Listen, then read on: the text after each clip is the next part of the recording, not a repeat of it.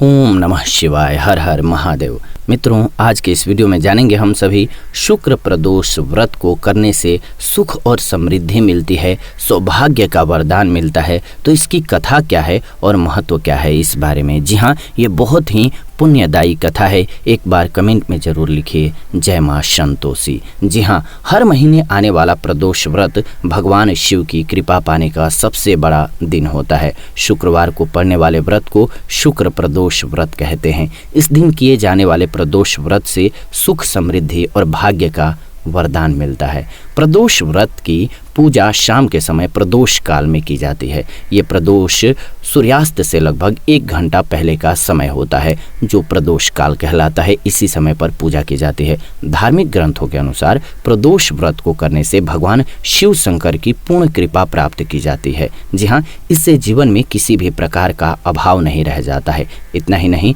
समस्त आर्थिक संकटों का समाधान करने के लिए प्रदोष व्रत बहुत जरूरी है करना। इस व्रत के प्रभाव से हर तरह के रोग दूर होकर के बीमारियों पर होने वाले खर्चे भी हमारे जीवन में कम हो जाते हैं। भगवान शिव को ज्ञान और मोक्ष का दाता माना जाता है और सहज प्रसन्न होने वाले देवता हैं। इसीलिए अध्यात्म की राह पर चलने वालों को प्रदोष व्रत जरूर करना चाहिए। शुक्र प्रदोष व्रत की कथा क्या है, आइए श्रवण करते हैं।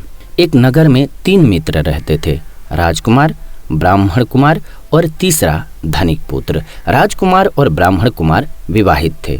धनिक के जो पुत्र थे उनका भी विवाह हो गया था, लेकिन गौना बचा हुआ था। एक दिन तीनों मित्र स्त्रियों की चर्चा कर रहे थे आपस में। ब्राह्मण के जो बेटे थे उन्होंने स्त्रियों की प्रशंसा करते हुए कहा, नारीहीन घर भूतों का डेरा होता है।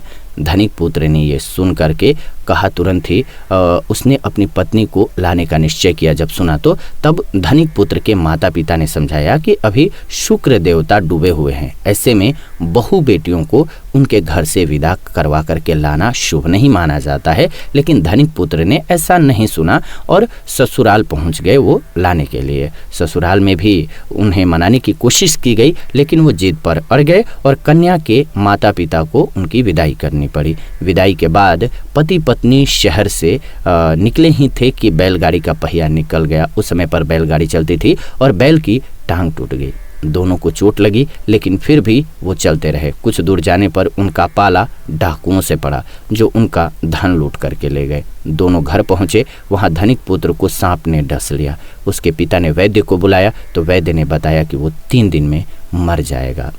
जब ब्राह्मण के पुत्र जो हैं उनके मित्र, उनको ये खबर मिली तो वो धनिक के पुत्र जो हैं उनके घर पहुंच गए और उसके माता पिता को शुक्र प्रदोष व्रत करने की सलाह दी और कहा कि इसे पत्नी सहित वापस ससुराल भेज दीजिए। धनिक ने ब्राह्मण कुमार की बात मानी और ससुराल पहुंच गए, जहां उनकी हालत ठीक होती गई। धीरे धीरे शुक्र प्रदोष व्रत के महात्म्य से सभी घोर कष्ट जो हैं वो दूर हो गए। इस दिन कथा सुननी चाहिए और सुनानी भी चाहिए। कथा समाप्ति के बाद हवन सामग्री मिला करके 11 या फिर 21 या फिर 108 बार ओम ह्रीं क्लीं नमः शिवाय स्वाहा इस मंत्र से आहुति दीजिए। इसके बाद शिव जी की आरती और प्रसाद वितरित कीजिए। आरती करने के बाद उसके बाद भोजन कीजिए। कहा जाता है कि शुक्रवार को प्रदोष व्रत सौभाग्य और दाम्पत्य जीवन में सुख समृद्धि भर देगा। यही कारण है कि आज के प्रदोष व्रत का काफ़ी खासा महत्व है। शुक्रवार के दिन पड़ने वाले प्रदोष को आप जरूर कीजिएगा, उसको मत भूलिएगा। प्रदोष व्रत करना हमेशा ही अच्छा होता है, शुभ होता है, लेकिन शुक्रवार के दिन पड़े तो जरूर करना चाहिए, बहुत शुभ होता है।